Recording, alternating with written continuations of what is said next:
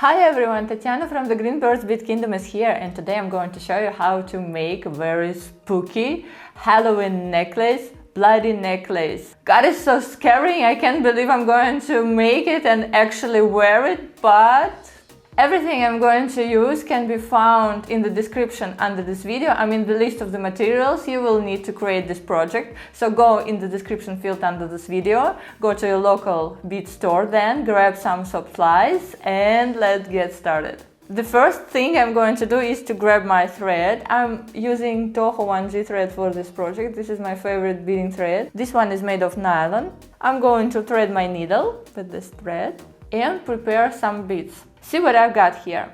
I've prepared some different shapes of red colored beads. I have here 5,000 beads, meaning round faceted beads. I have bicone beads. You will also need these drop pendants. So any kind of red beads that looks like blood will go here to this project. And see what I've got here. I've made a line of beads just like this. I've put beads, I've alternated them. Darker, lighter, bicones, rounds, so something like this. Approximately 1.5 inch or maybe a couple of inches. It depends on yours. So prepare this line of beads and they're going to be a pendant in the end. And now I'm going to string all these beads. I'm going to take my needle and I'm just going through every single bead I've prepared here. String all these beads in the order we just prepared them. I think I like how they look like now. You can place here whenever beads you want. You can put here seed beads, you can put here any type of beads you like, even any color. You can alternate colors, you can make solid colors, so it's totally up to you. Okay, I've strung my line of beads and now I'm going to string this pendant. Now I'm sending everything here to the end of the tail, leaving a tail approximately 5 to 7 inches. And now I'm going to skip my drop pendant and I'm going to come through all these beads once again from the bottom to the top in the opposite direction, just like this. I'm passing through all these beads now. Go through every single bead and now put everything here, bring it back, make it tight but not too tight, just make it just the perfect tension, just like I'm showing you here. Now I'm going to pass through soldered ring. Keep attention, it must be soldered, not just an ordinary jump ring. Soldered, that is important. And now I'm going to pass through all these beads once again, but now from the top to the bottom, again through all these holes. What I'm just doing is sewing this ring to my beads line. And now I have my soldered ring here. Pull the thread and then continue. And now, okay, I have several more beads left here, so I'm coming through all of them also. I'm trying to be closer to beads ends in order not to pass through the thread that is already here. Okay, I did that. Now again, I'm going to pass through this drop pendant bead. And now I'm going back through all these beads once again, from the bottom to the top. And somewhere in between bigger beads, I'm going to make a couple of knots just to secure my thread. I'm going to catch one thread here between the beads, and then I'm going to pass through this loop and tie a knot. Okay, and now we can add another one just near. Just for extra security, I'm going to add second, catch the needle and go through this loop, pull. And then again back to the top. I'm going to stop here, I'll leave this thread just for now. I'm going to work with the second thread, add a needle to it. And now I'm passing through the soldered ring with the new thread. And now I'm going back through several beads. I'm going back here to the bottom. See, I have these two threads now here nearby. I'm going to grab this opportunity and I'm going to make a couple of knots using both of them. One knot and then the second one on top of the first. And now I'm going to take this needle and pass through a couple more beads.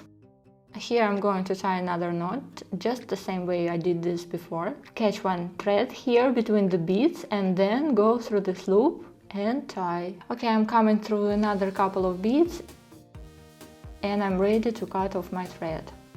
Now add the needle to this thread and it's time to pass through a couple of beads, make a couple of knots and then cut off this thread. Okay, and this is the pendant I got at this point. It looks very nice. Now it's time to make some more. Add 3 pendants, but don't make them all the same length. Make them different. For example, this one is approximately 1.5 inches. Make one that is 1 inch or longer or shorter. They shouldn't be all the same size because these are blood strings. They don't normally look like they're the same size. So see what I have here. This is my favorite tool, my friend and helper, the bead board. And this is what I'm going to make my necklace look like. I made 4 pendants. Each of them is different size, the length I mean. And now they are going to be put on this illusion cord by the beadsmith. So we're going to string everything I have this in this particular order to this illusion cord. See, it looks very transparent. You can't see it when it will on your skin. So yes, transparent and invisible. This is what we need now. I'm going to string everything I've prepared to my beadsmith illusion cord. Okay, let's go. Now string all these beads in this order we've just prepared them. But here's a little trick. I'm going to string 3 small beads here and then I'm going to string a crimp. I'm taking the smallest size possible, 1.5 millimeter size. I'm stringing this tiniest crimp here and then I continue to string my design. You will see later why I need this crimp here.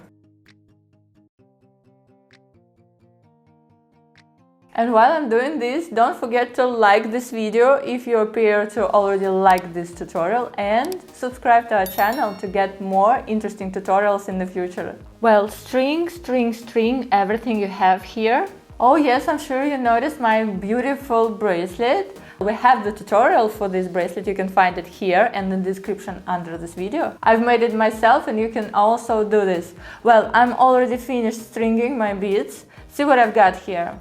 I've strung everything on this illusion cord and I like this name, the illusion cord, illusion, very nice name. And I have 2 beads left. Before I string the last 2 beads, see what I'm going to do. I'm going to pick a crimp, the very same I've used before, this tiny one. I'm putting it on my cord, the illusion cord, and then a couple of beads. These are final beads for my project. So this is what we have here. 3 beads, crimp, then beads, pendant, beads, and here again, crimp and 2 beads. Now I'm going to squeeze my crimp with pliers or with crimper. Make sure it's fixed here, that is not going around the cord. And now I'm going to take this magical tool, this is called the bead stopper. I'm going to put it here, it will help my beads to stop from slipping off the thread. Okay, now it's turn for Mr. Pac-Man. Hello, Mr. Pac-Man. I'm going to put this crimp cover on top of my crimp I have here already. So I'm just putting it on top of the crimp, like this. And now I'm going to take my crimper, or you can take tools. I'm going to squeeze it and to form a nice neat bead on top of my crimp. This bead, it is fixed on our cord and it helps us to keep our design in place from this left side. And now we are going to make the very same thing from the other side of our necklace. Now we have this crimp ready for us. For your convenience, you can put everything you have here on your beading mat. And now we can squeeze our crimp. Make this tiny space of 1/2 millimeter here, just for a crimp cover to be added later. Okay, we squeezed the crimp and now I'm going to take this crimp cover. Add this crimp cover on top of this crimp. Okay, here it is lays perfectly in its place. And now I'm going to take my tools and squeeze this, forming a round neat bead on top of my crimp. And this is what we have at this point. So crimps, they stop our beads from going around this illusion cord. They help us stay in place. Plus, they look very nice in this design. They match these rings and they're going to match our lobster clasp. Okay, perfect. Time to add a clasp to it. But before we proceed, I must say something. It's time for you to decide how you want to wear this necklace. It can be worn like this, so it stays in the center of your neck, or it can be put here, so it kind of looks asymmetrical.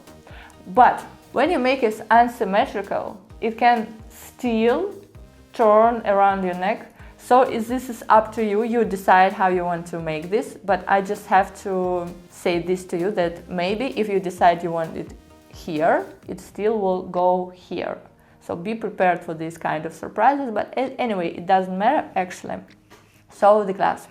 I'm going to show you how we're going to add the clasp here. Okay, now I'm going to use these clamshell and findings. I'm going to add one here. This is the place where I need my lobster clasp to be, so I'm going to mark this with my bead stopper tool.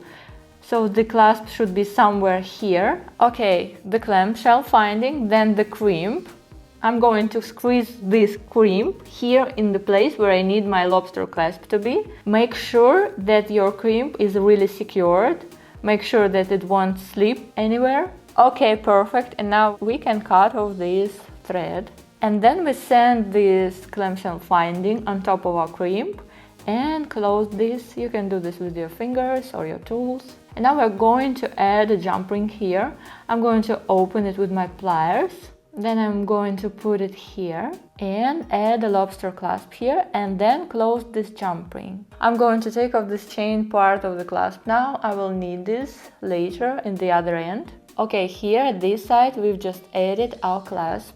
Okay, now it is time to decide where we're going to put the other side of the clasp. So I'm going to make this fit and decide the place, okay, here. You can really be free here and decide for you where you want this. And it's better to make it shorter because we have this chain that is going to extend our necklace. So better short than long and better finished than perfect. Okay, the clamshell finding, then the crimp. I'm going to squeeze this crimp here in the place where I need my lobster clasp to be. Make sure that your crimp is really secured.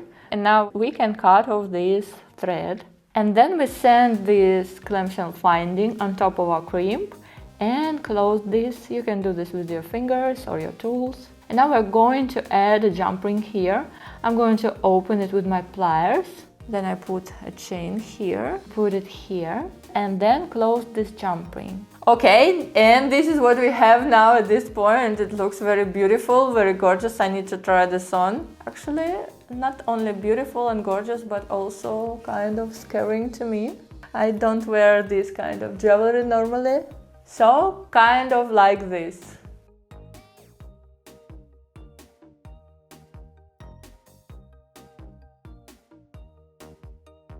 If you're like me, if this scares you, you just can switch the beads. You can take black beads, you can take pearl beads, you can take anything you want, not these bloody looking beads, and make different necklace. Just a fringe necklace, just an ordinary fringe necklace. So I hope you like this tutorial. If you really do like this tutorial, don't forget to actually like this video and don't forget to subscribe to our channel because there are going to be more tutorials in the future. And leave something in the comments if you want me to create something special for you.